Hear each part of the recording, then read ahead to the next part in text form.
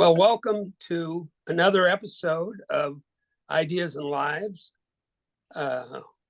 We've done well over 30 episodes chronicling the arc of people's career and their ideas about the world today. And I'm delighted that we have a very articulate and thoughtful and interesting friend, someone with interesting career and compelling ideas. He's also a neighbor, and I've known him for probably 40 years or more. And his name is David Epstein, and he's with us today. Hi, David. Hi, how are you? Good to see you. Thank you. So, actually, I call myself David Epstein. Oh, Epstein, I'm sorry. No David problem. Somebody said like Steinway piano, so I said, okay, we'll do it that way. All right. Well, yeah. Well, that's good. We had in an earlier interview, we had the PBS economics correspondent Paul Solomon, and he told us that people would call him Solomon, and someone even called him Tuna. So anyway, so the Steinway of David Epstein is with us today.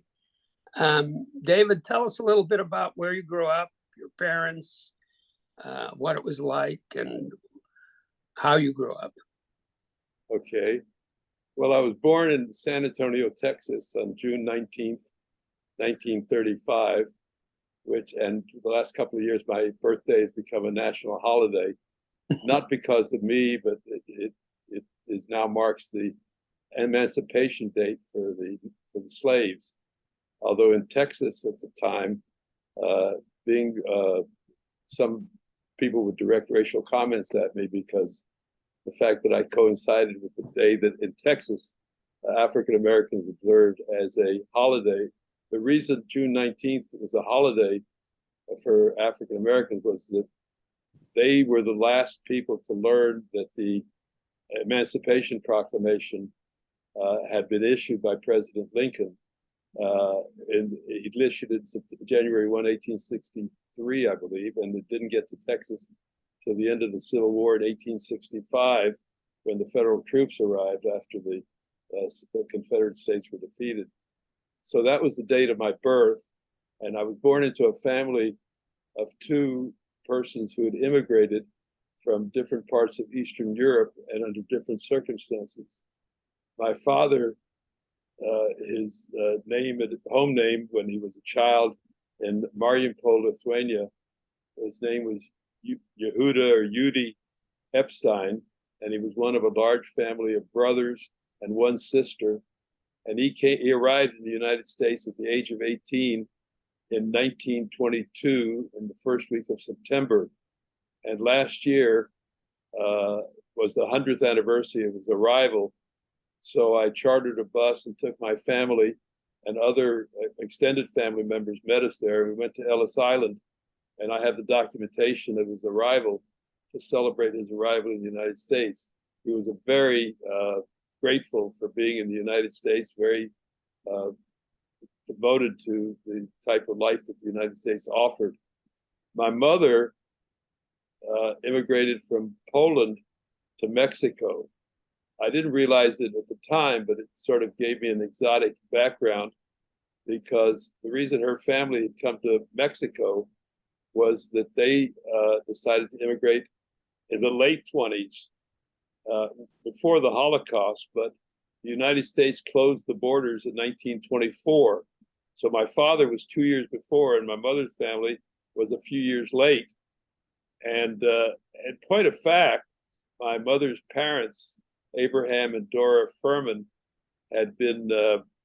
were married in New York City in 1901, but they returned to Europe because they were lonely for their family. But by the time after World War I, Poland was created as a separate independent nation state, as it had not been for 127 years. And the economic and, I guess, political situation, and particularly for Jews, was difficult. So families started migrating out of Mexico.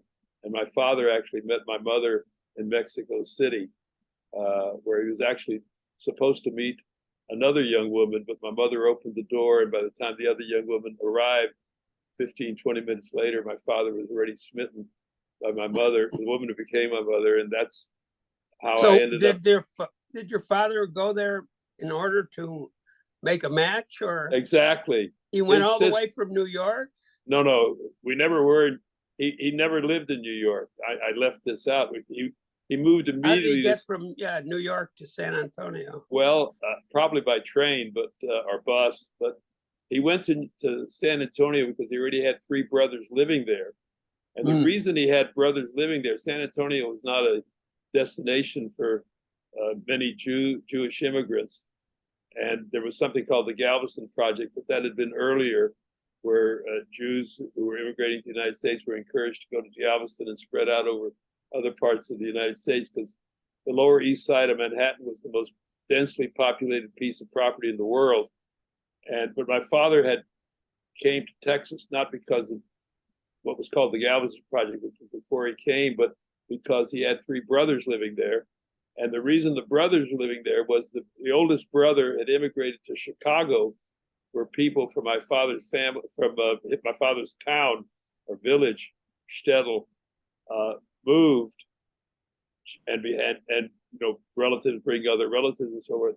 But my uncle Harry married a woman whose father was diagnosed with asthma, and the doctor said to him, "You need a hot, dry climate," and that's why the father-in-law moves to Texas, and the daughter, my aunt by marriage to my uncle Harry, says, "Let's go to Texas. We haven't got that much going for us in Chicago." So that set up all of the Epsteins ending up in San Antonio, and my father was there from the age of 18 to 27. I mean, he lived his whole life there afterward, but in 27, his sister-in-law says, "You need a bride," and she gave him the name of her sister, but the sister wasn't the one that my father met at the door in Mexico City.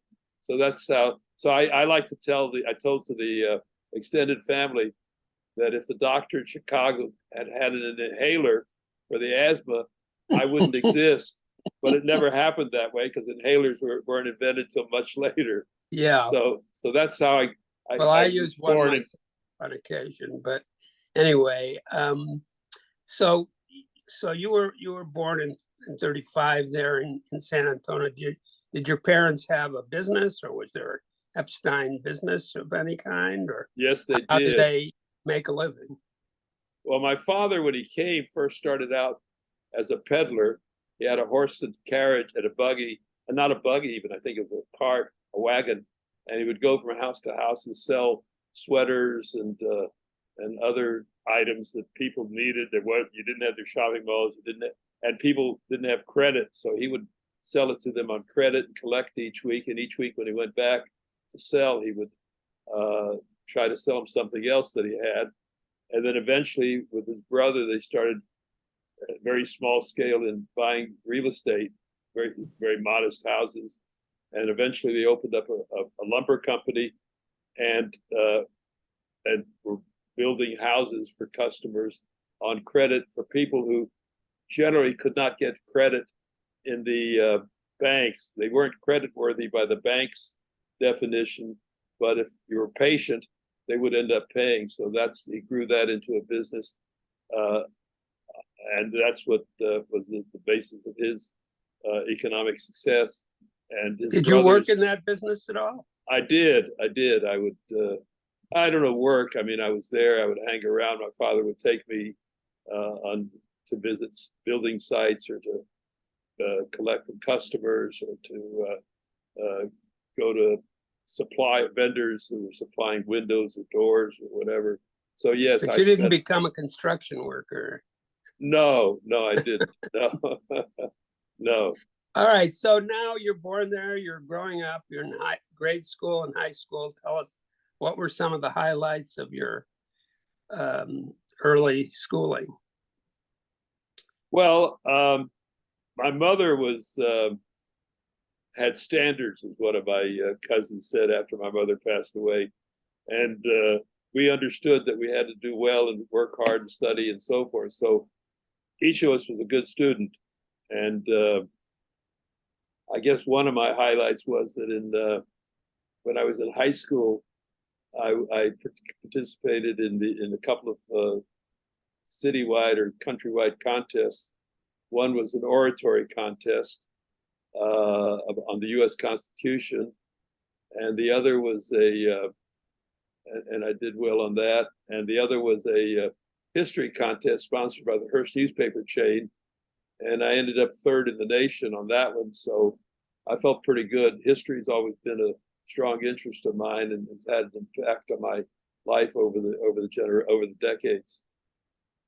So those are Yeah, we two. can see that with your Juneteenth explanation. So those were a couple of highlights, and then so you're doing well in school. You do this national contest. Did that help you get into college, and what motivated you to apply to colleges, and which colleges? Well, I had a brother who passed away a few years ago, and he went to college. Started college at 16. He went to Tulane for undergraduate and medical school, and he skipped a couple of grades. He was a very good student, and so when I applied for college, going to college was definitely important, but it wasn't the same sort of, your life depends on which college you get into. But I got into Tulane, I got into Northwestern, and I got into Harvard. But Harvard wasn't the national brand at the time, as it later became. President Kennedy probably, who was later, I'm talking about 1953 is when I started college, so it would have been in 52, 53 when I applied. My draft board, when I turned 18, I had to sign up for the draft, and the lady at the draft board said, "Oh, you at the time, you going to Harvard?" I said, "Yeah." She said, "Well, where is it in England?" I mean, it just wasn't an awareness. So I had those three schools, and I didn't quite know which one to go to, but I was told someone who was 4 years older than I, 3 years older than I, was at Harvard, and he'd been a good student at the same high school. I should go meet him, and I did in winter vacation. And he told me about the exciting intellectual life at Harvard, and that appealed to me. And so I said, okay, I'll try Harvard. And my parents were very supportive wherever you wanted to go or wherever you want to do. And, sort of assumed that we were going to get an education, a good education. But very far away. But very far away. That's correct. That's correct. I used to go by 45 hours on a train to and from Cambridge, Massachusetts, because the train was much less expensive than going by airplane. I would come home in the winter on an airplane because we didn't have the time. But in September and May, when school ended, I was on a train for 45 hours, coach. But it was a great opportunity to see, both physically to see America, and also to talk to many, many people. About every 300 miles, somebody else would be sitting next to you. And people, if you ask them a few questions, everybody's willing to tell you their life story. So I met a lot of people. I heard their stories. I saw and I would take different routes. I would go up through New Orleans in the south, or I'd come up through St. Louis, and each time getting a different perspective on America. And that was a very learning experience. Wow. Yes, absolutely, absolutely. Yeah. Although it was tiring. I mean, but you're 18 years old. You mentioned Kennedy. I recall when he got an honorary degree at Yale, he says, "Now I have the best of both worlds, a Harvard education and a Yale degree." Exactly. Okay, so now here's a Texas boy in New England at Harvard with presumably a lot of WASPs and white Anglo-Saxon Protestant, and other students from the East. How did you deal with the cultural differences, or were there any? Oh, there definitely were cultural differences. I think I tend to get along pretty well with most people, and so that wasn't a problem. I think the difference was between people who'd gone to prep school or even Boston Latin and the education that I'd gotten. I went to a good high school, but it didn't emphasize. We didn't study Latin, so I didn't have a classical education. I hadn't been to art museums and concerts and so forth on the scale that these people that they, in a way, they were. I saw them as almost after a while as jaded. Some of them had seen too much, and for me, everything was Brand new. was brand new, and curiosity has always been a characteristic, and so it was just, oh my gosh, this is something. Before I went to college, I'd been to in Texas. I'd been places. I'd gone to Mexico City a number of times to visit my grandparents and my aunts and uncles and cousins. And when I was 13 years old, I asked my parents. I said, instead of having a party for my bar mitzvah, I'd like to go east. So my father and brother, who was 16 at the time, and I took a train up to Philadelphia, New York, Niagara Falls, Cleveland, Chicago. But that was the only time I'd really been into the East. So the East was quite different, obviously. I mean, they, at the time, when I was 13, they already had television in San Antonio. I think it arrived around that year. I mean, it was, there were a lot of technological differences, and there were cultural differences, and the education that the the boys who'd gone to prep school had gotten was quite more intense in a way that was more compatible with what Harvard was expecting of you. I hadn't read the Iliad or the Odyssey, and they had, and for me it was all new, and for them it was already second time around at least. Actually, but I got along. It's very similar to my own experience coming from South Bend and going to Brandeis, and right. I had not the same background as many of my fellow classmates, and but as a result, I worked hard and they played bridge. So, well, I did. What I did enjoy was the dining room tables. The conversation was filled with people who had strong interest, knowledge, and you could talk about your courses, you could talk about other people's courses, and so there was always a rich exchange of ideas, and that to me has remained a factor in both my memory and also in keeping up with other people. If people have ideas that they want to bounce around, and Harvard also had a lot of people that attracted to come and speak there, so you could go to any lectures.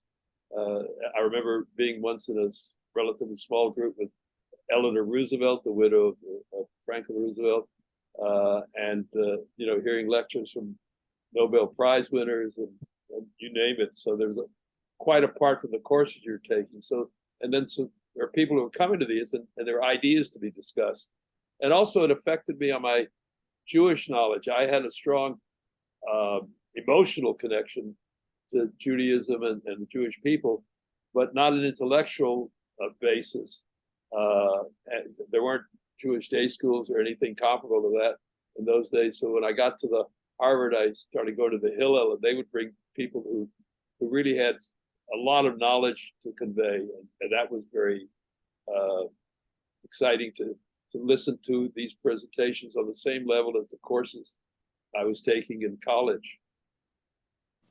Yeah. So, so what were some of the highlights of your college career beyond the courses, and I guess all the three things you told us about, but not about you as an individual?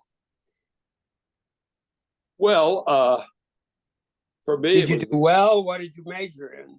Well, I majored in American history, but I was a pre-med, so I took and that were necessary to get apply for medical school, and I applied and was accepted at 3 medical schools. I didn't become a doctor because I was accepted at Tulane, Washington University in St. Louis, and Stanford, and I was advised and decided to go to Washington University in St. Louis, but I decided the day before I was to start medical school that I really didn't want to be a doctor.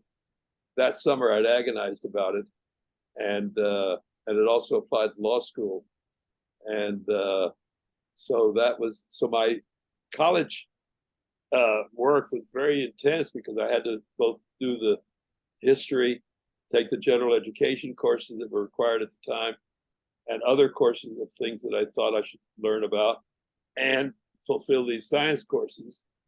Some came easier than others, or some were more difficult than others, I should say.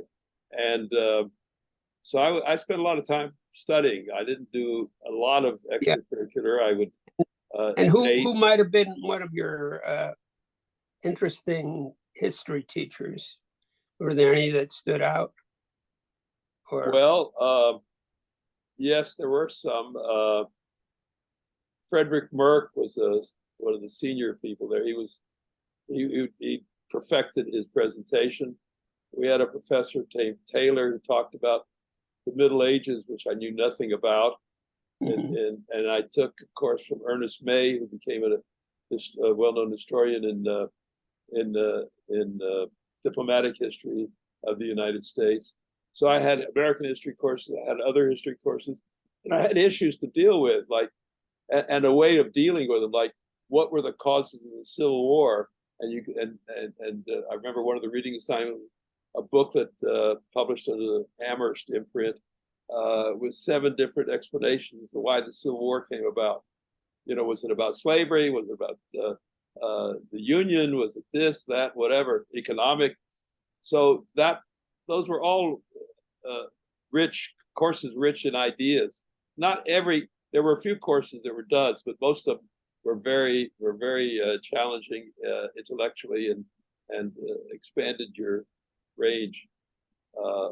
so what tipped the balance toward law school? I can only say that in retrospect. I think I ended up becoming a trial lawyer, and I think probably what I liked was being in a situation where there was sort of intellectual combat, because in litigation, where you're in the courtroom, there's always somebody on the other side who's as good or maybe better than you are, and I liked the challenge of that. I didn't know that at the time, but I think maybe that was one of the things that attracted me. Well, about you had been a great speaker. Your speaking awards sort of Well, indicate that you liked yeah, it. right. I could speak, right. That was that possibly had. I think the idea was that I knew if I started medical school, I would stay. So the critical decision was, do I start or don't start? And so I decided I probably, I don't have any regret. Someone asked me recently, do I have any regrets about it? I said, I don't. No, I don't. I think that I did choose the right profession for myself. But there wasn't any one thing. I mean, I was going to a very fine medical school if I went, and but there really was, and I knew a little bit about what it was all about because my brother was a physician by then, and he had a career. So you already had a doctor in the family, so exactly. my mother never said we had to be a doctor or a lawyer. She just said you got to be educated. That was her goal. You got to be educated. Okay, so now you're on to Harvard Law School. Correct. I don't know whether that was a problem getting in there or any other place that you thought. No, it wasn't, but it wasn't. It was a very different atmosphere than the college. It was not a people, I think, who went to Harvard Law School in that era liked the fact that they had gone to Harvard Law School, but most of them didn't love the fact when they were there. But we had some very outstanding people in our class. We had Paul Sarbanes, who became a U.S. Senator in Maryland for umpteen years. We had Antonin Scalia, who was Justice of the U.S. Supreme Court. We had Michael Dukakis, who was a candidate for president in the 1980s, I believe it was, the late 80s. So and a lot of other very, very bright. 1988, yeah. Right, and a lot of other very bright, but it was just that the atmosphere was a very. It just seemed like it was a different kind of atmosphere, and I suppose some people love it in retrospect, but most people like being a lawyer afterwards and maybe reflecting on the people that they met, but the process itself wasn't something. I don't know what the law school is today as far as students are concerned. Now, as I understand it, not being someone who went through law school or became a lawyer, that there's a lot more sort of intellectual activity in law school than there is when you first start practicing law. Was that your? Well, that's probably true, because when you first start, well, I can't say that actually, because my second job in the practice of law was as an assistant United States attorney in the District of Columbia. And my responsibility, after I learned what the ropes are, was to make decisions about whether to prosecute or not prosecute for misdemeanors, for crimes involving less than a year imprisonment at the time, and to go to the courtroom to try those cases. But when you're in your late 20s, after law school, I joined the U.S. Coast Guard. I was going to either be drafted or I had an opportunity to become an officer. So I joined the Coast Guard, and I became an officer and was stationed on a ship for a while, and then I had many years of reserve duty. But after that, I came to Washington, and the first job that I had, I never got anything delegated to me. It was a two-person office, and I later learned that my predecessor and successor both left for the same reason pretty quickly. But I got into the U.S. Attorney's office, and when you stand up in your late 20s and say, "I represent the United States of America," that's a very pretty heady stuff. Heady stuff, and that you have the decision to make: are you going to prosecute this individual, or not going to prosecute this individual, and going to change his life? In most cases, it was that person's life, and the decisions aren't easy to make. For example, one episode that I remember vividly, a small episode, a woman comes in and complains that her husband was beating her. So I said, okay, here's a subpoena. We'll get the husband in to hear what his story is. So he comes in a couple of days later and he says, yes. But he says, I came home late. My wife started questioning me where I was. I didn't want to tell her. And I sat down on an easy chair, and she started hitting me over the head with a frying pan. And then I beat her.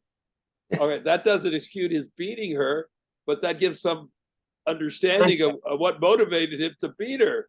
Yeah. So do you prosecute him or not prosecute him? Yeah. And there were other cases in the course of time where you have very difficult decisions. I once had a case with a man killed two people, but they would have killed him. But he sort of walked into it in a way, and you prosecute him or not prosecute him. I mean, there are a lot of difficult decisions, and you're affecting the lives of a lot of people. As it happens, that person was convicted, the one who killed two people. And a number of years later, I was somewhere, and someone walks up to me and said, do you remember me, Mr. Epstein? I said, no, I don't. He said, well, I was the person you convicted for killing those two people. But he wasn't angry at me. What was so satisfying was he saw that I had been fair in the way I presented the case against him. And this is what happened. So that was one of the well, he was out by then, I guess. Well, he was out by then, but he spent a number of years in prison. But the fact that if you play straight with people, I mean, you're honest and try the case fairly, you don't play tricks with them. They understand what your role is, and that was very sobering in a way. So I didn't know about your Coast Guard experience. How did that emerge, and what were some things about that you recall?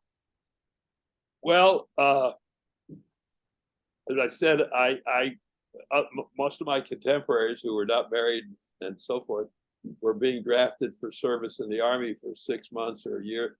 This was in the early 60s. There was long after Korea and shortly before Vietnam. So we had a window where the United States was not at war, Yeah. although some of them had been let go, and then they were mobilized again when the Soviet Union and East Germany put up the Berlin Wall.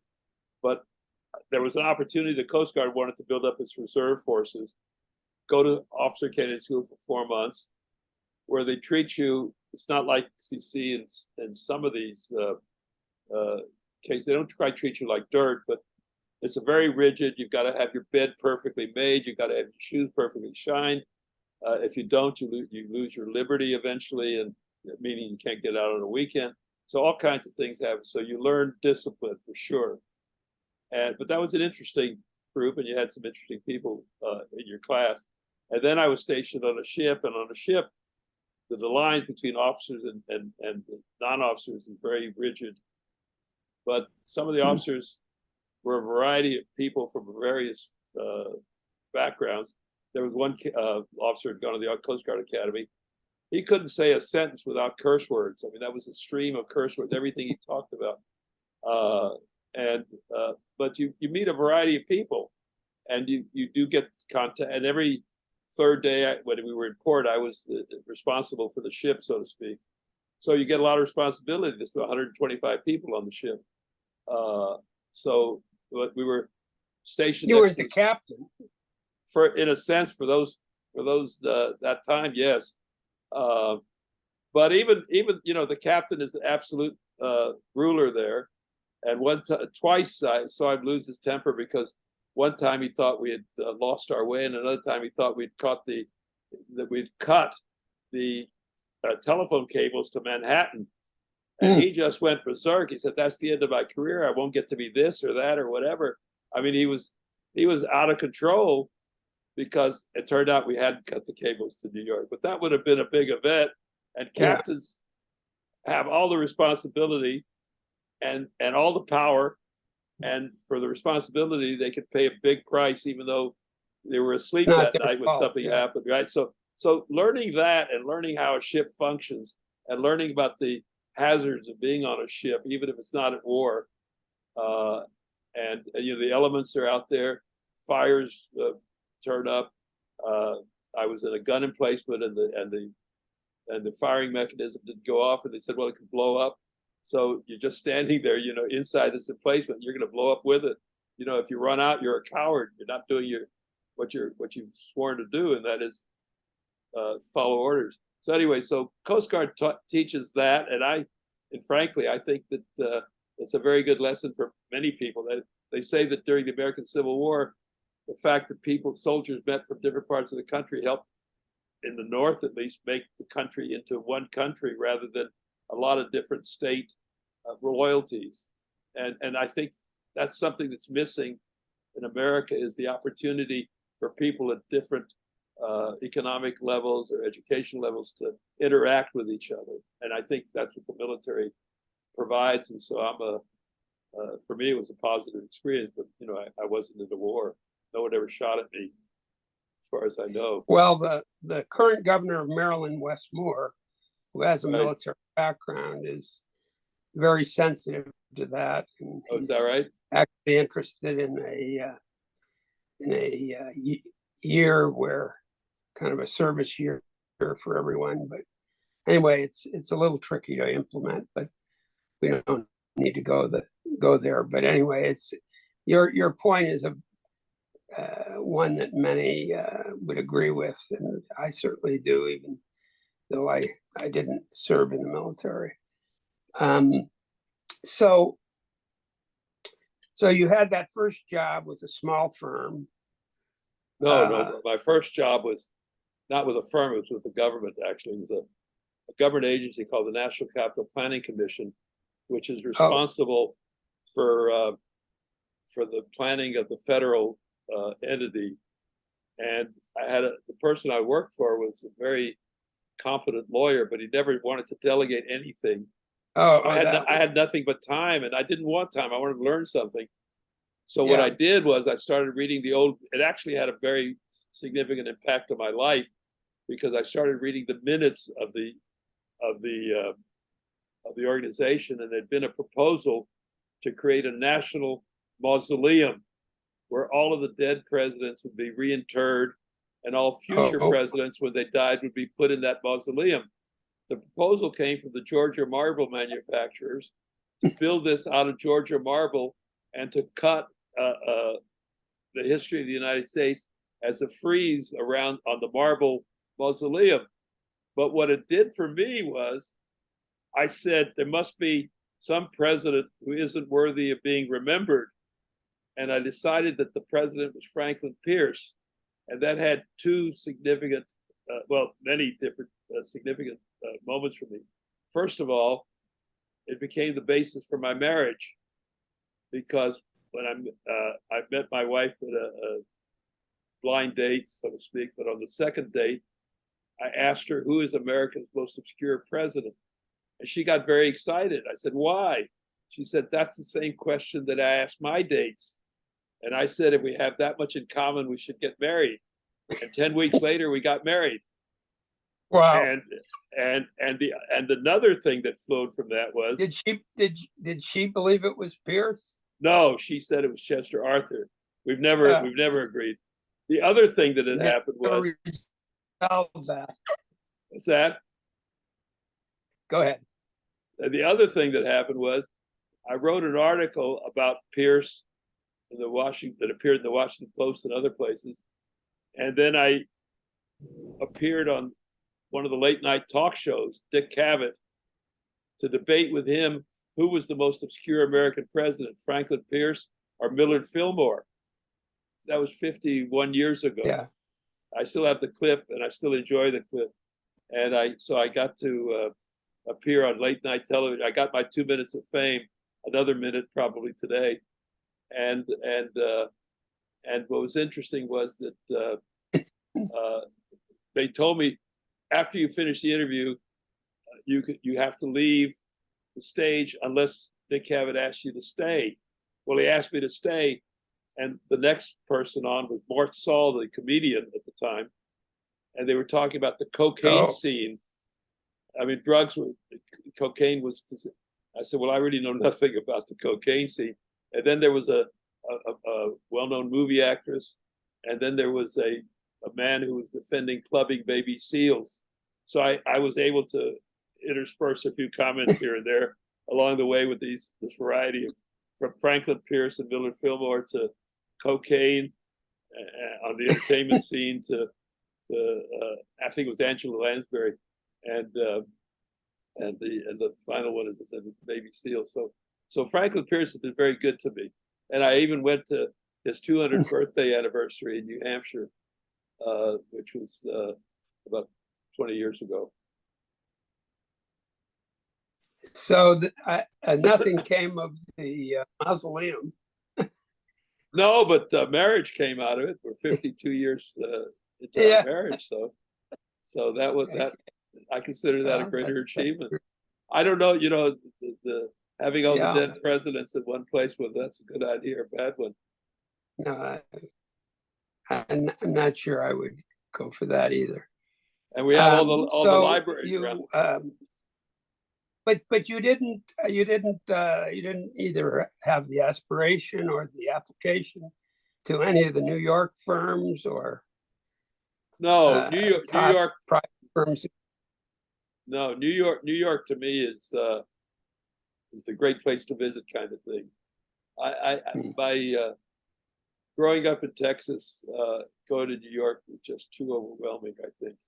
I like Washington, D.C. a lot, because I think one of the great things in Washington is the fact that they limit the height of buildings in the District of Columbia. That makes it more manageable. But it's just a nice city, and it has a variety of very interesting people, and obviously a lot goes on here. So in every area of activity, the obvious one's political, but in others too. Yeah. So you went from the National Capital Planning to the U.S. Attorney's Office. Correct. And then what? Well, then I went into law. How long did you stay at? Okay. I stayed for 4 years in the U.S. Attorney's Office, which was sort of considered the general time that you stayed. And I was asked by the U.S. Attorney to stay longer, but I said, well, I think it's probably time to move on. And then I practiced private practice with a variety of law firms. The first law firm that I joined was a firm called Cole and Groner. Each of them were exceptionally good lawyers. Both had clerked for Supreme Court justices. Cole had clerked for Robert Jackson, and Groner had clerked for Chief Justice Vinson. And I was there for a number of years. I became a partner there, and then I decided to move on, and then I had a variety of small firm arrangements of my own, and then for a few years I was in a very large firm out of Ohio. So I had but I liked being in the courtroom. That's what I love, being in the courtroom, because everything else disappears when you're in the courtroom. You cannot focus on anything else when you're in a trial, and so I like the intensity of it. I like the fact that it's combat without bloodshed. I like the fact that there's going to be a decision made by a jury or a judge within a finite period of time, and that the issues are real. Either it's in criminal cases, it can be liberty, and in civil cases, it can be money. So all of that attracted me a lot, and I enjoyed that part of the career a lot. Did you specialize in any particular area? Did you specialize in any particular area, or you just whatever went to court? I guess mostly it was involving businesses. Some involved lawyer conduct. I was involved very much and taught law school also. I sort of touched all the bases of being a lawyer. I taught law school over the years at Georgetown, and I was active in the DC bar. I have the distinction or non-distinction of having 4 times in different decades been nominated for president of the DC bar, and I lost each of them, each of the elections. So no one else has ever been nominated that many times, and no one else is, and no one will ever be, because they changed the rules. I don't think they renominate you again.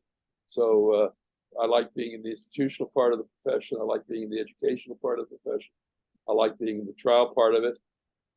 And then I served as an arbitrator, making the decisions in mostly labor management cases, deciding when there's a complaint that the contract is collective bargaining agreement's been misapplied, or is the termination just, or whatever. So I wanted to understand what's effective advocacy, and being an arbitrator put me in a position of being a judge. I would have liked to have been a federal judge, trial judge, but I don't live with any regrets. Yeah. So what were some of your more interesting cases that you really think about that you found particularly interesting? Well, at the time they're happening, they're always interesting. I don't know that,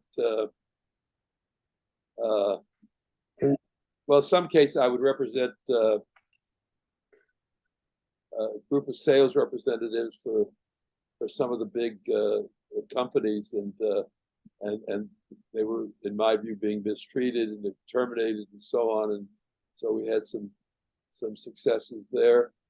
I guess the cases that you remember best are the ones that you lose, and those I probably don't want to record.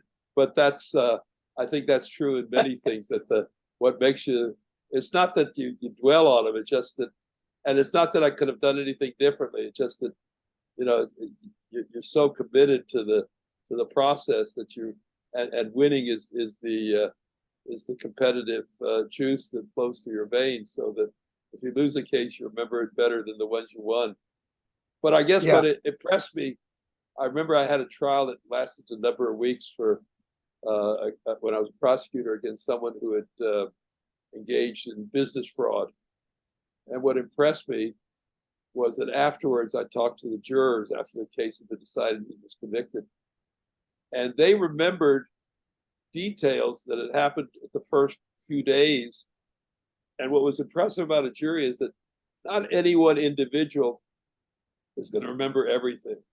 and some of them fall asleep maybe in the course of the trial. But when they get together collectively, the 12 jurors, they remember everything collectively. And they take their position very, very seriously. And usually the people, when the case is resolved by the jury, they feel they have really done a public service.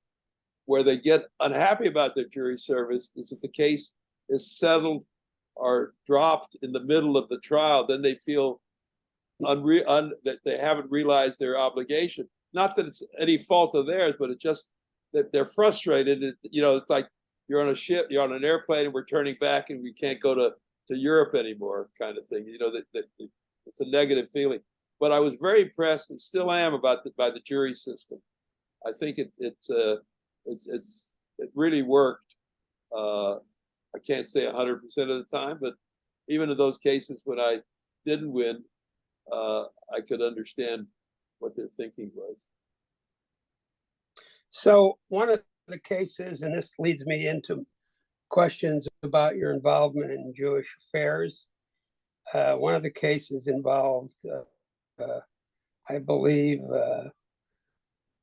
people that were fighting over who really was running a synagogue, or who had the rights to a synagogue. But tell us about how you got involved in Jewish affairs and Jewish leadership, because I know you became a president of a synagogue. Right. Well, when I moved to Washington in the winter of 1961, after I got out of my active duty in the Coast Guard. I still had obligations to go to reserve meetings once a month and 2 weeks every summer, which I did for a number of years. And I moved into a residence in Georgetown, a studio apartment. Later, the building became a senior citizen home. But when I was there, it was not a senior citizen home. I was in my late 20s. And I was wandering around in the neighborhood, and I stumbled on a synagogue there. And I wasn't a regular synagogue goer at the time, but I started going there, and I liked the physical intimacy, and I liked the people that were there. And over the years, the synagogue had a lot of dramatic events happen, and I was involved in some of them, at least trying to solve them. One dramatic event was that the rabbi who'd been there for 34 years was murdered.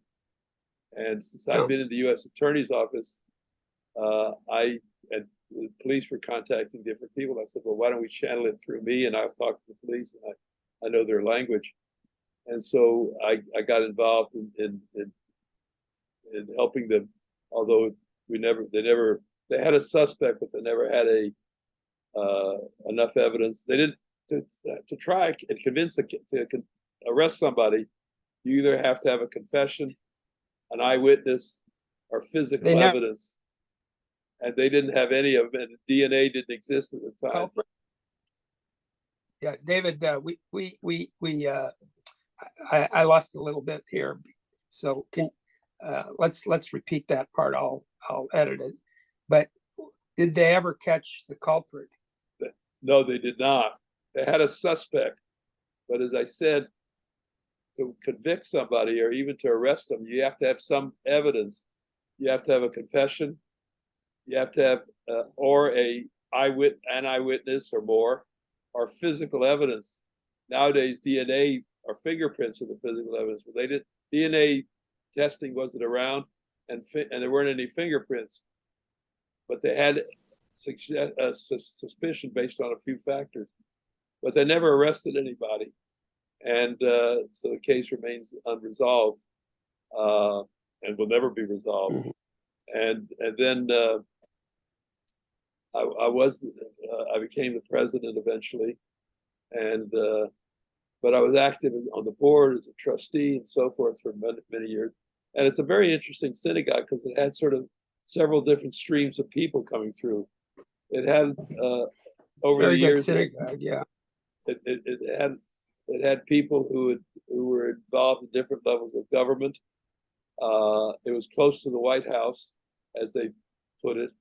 And one of the events they had, for example, when the Israeli delegation came for the discussions after Camp David on the Egyptian-Israeli peace treaty.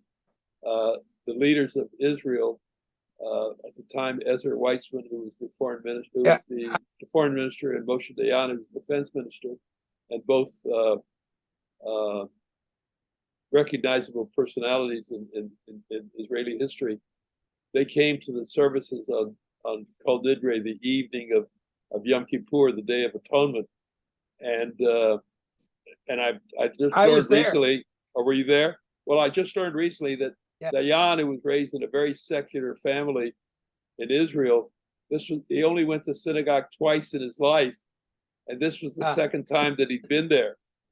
And it was written up in one of the other people who was part of the delegation wrote an autobiography, and he includes the description of being at the synagogue that day.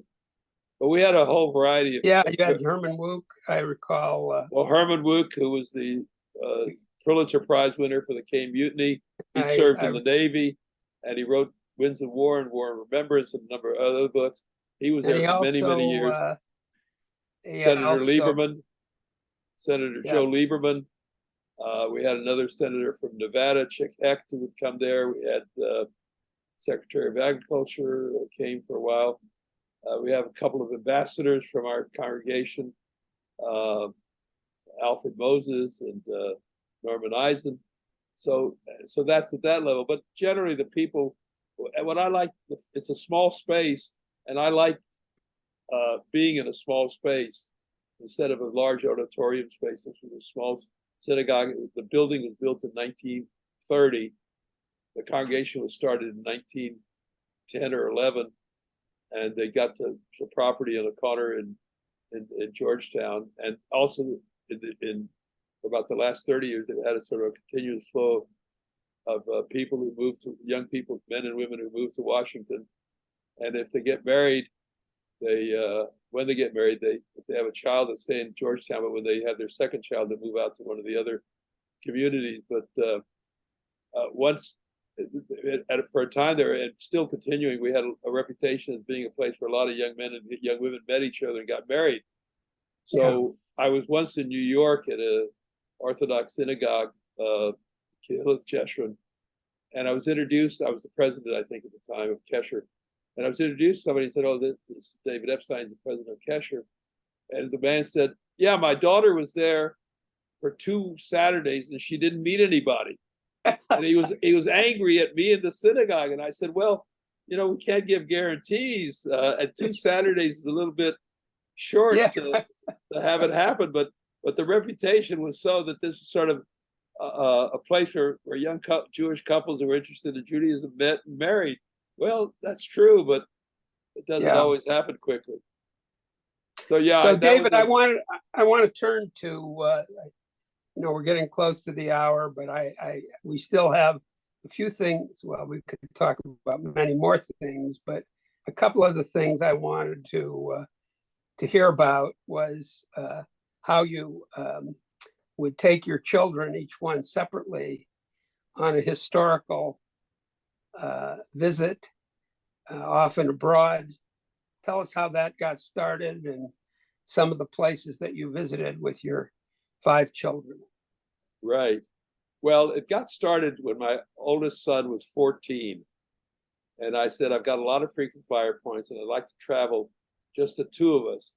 Because when you have a number of children and you take all of them, what you're generally doing is being a referee, an arbitrator, a dictator, trying to be a dictator. They're fighting or squalling or unhappy. I'm sitting next to the window. You're not.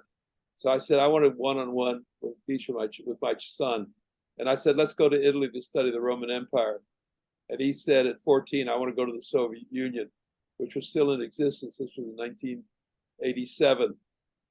And so the Soviet Union dissolved in 1991. So I said, okay, we're going to visit my father and mother's birthplaces. But first we went to Finland, took a train to Leningrad, as it was then called, later Helsinki. Later St. Petersburg. And there were what was called Jewish refuseniks, people who wanted to leave the country, but the Soviets wouldn't let them. But they were people from the outside were bringing in Jewish religious objects from prayer books and other religious objects. So we did that. We met some refuseniks in there, and then we traveled to Lithuania at my father's birthplace, and also to Białystok, Poland, the city. My father's birthplace was a town of 10,000 people. 70% of them were Jewish, and my mother's was Białystok, Poland, which was a city. It had a medical school and so forth. So it was a different cultural atmosphere. But we had it, and the Soviets wouldn't let you travel by yourself, and they still controlled Lithuania at the time. So I asked our guide, who's a young woman, a college student, I said, well, have you ever heard about the Jews in Lithuania? Because the Jews had either left or been murdered during the Holocaust. And she said, yeah. She said, my grandparents said that the herring was better when the Jews were here.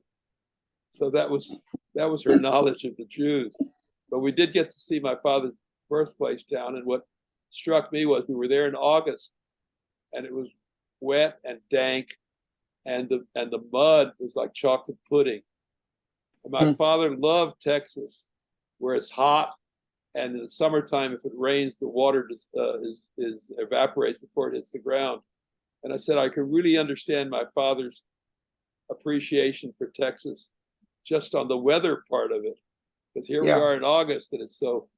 And then we went to my mother's town, and we knocked on the door, and the granddaughter of the person who'd been the landlord, who was not a Jewish family, let us in and treated us very nicely, and we had lunch with her and so on and so forth. She took us to the cemetery where some of my great-grandparents, I think, were buried, although I don't think we could find them. So we had these two experiences, and a lot more, but that was, and one other story that I fit in that I like to tell. My father in Texas always had to speak Yiddish to him. It wasn't an issue, we just knew they were speaking Yiddish to him. We spoke to my mother in Yiddish until we became teenagers, and at some point we started talking to her in English. She knew English, she knew Spanish, and so did my father. But my father said Yiddish will be an important language. Well, I said the evidence of it was many years later when we were on the train on this trip from Warsaw to Berlin. And in my compartment is a married couple. He's a German national from Leipzig, East Germany, and she's a Mongolian by birth. And I'm speaking to them in Yiddish, which is a big chunk of it is Germanic. And they're speaking to me in German. I said, proof that my father was right. Yiddish is very important, because I didn't know German. I knew German from Yiddish. Then with my second child, a son, Asher, I took him to Australia. We were there for the 200th anniversary of the establishment of the British colony, which actually was established there. They sent convicts there originally because Georgia was no longer available, where they had sent convicts before because of the War of Independence. This was in 1788. And my third child, we finally got to the Rome. But and my fourth child, our daughter Dina, our third child was Barak. Fourth one was Dina. We went to Turkey and took a big trip around. And I said, we're not going to stay high class accommodations, but we stayed in a cave in Cappadocia for $7 a night. And then we ended up at a very high class place in Istanbul because we were having a business meeting there. They put us up there. But and then the fifth child, we went to South Africa. This was over a period of, I guess, about 15 years or something. But each time the requirement was they had to read something about the history of the place we're going to, and they had to read some piece of literature related to the place. So I put requirements on them. But the idea was that we're going to absorb this trip together as companions, not as, not as where I'm trying to separate people from fighting with each other or whatever it is that children at that age do. So this was so, and what my greatest satisfaction now is that some of my children are now doing the same thing with their own children. Wow. So that our oldest son, he took his son to Paris and Berlin, and another one took his son to Barcelona, and another one took his young daughter, his 14-year-old daughter to Vermont, just the two of them. But I think that I can. Well, say Yeah, what do they say? Um, Copying is sort of the highest form of flattery. So Right, right. No, I think it's the opportunity presents itself, and I had at the time I had a lot of frequent flyer points, and so wherever we went, and I tried to make it to places they didn't usually have a demand. The oldest one did want to go to Soviet Union, but the others said, wherever you want to take me, that's fine. So we did a lot of travel on buses and trains and everything else. It wasn't they were not luxury tours, and they were not resorts. We didn't go to we may have been at a beach or two, but that wasn't the objective. It was to open what I've always felt important in teaching children is curiosity, and that's what I hope I transmitted to them. well, David, before we sign off, I do want to recognize the fact that your lovely wife, Ellen, has also been a friend for many years and is quite, we could have a conversation with her for an hour as well about her career, knowing almost everybody doing these kinds of interviews. She used to do them herself. About Record and Remember. She has a book called Record and Remember. Correct. So, Ellen, we salute you as well. But David, I want to close it out, and we do have a final phrase that we always use to close out our recordings, and it is sei gesund. Okay. Okay, you learned Yiddish also. Thank you. Thank you very much for inviting me to participate. I enjoyed it.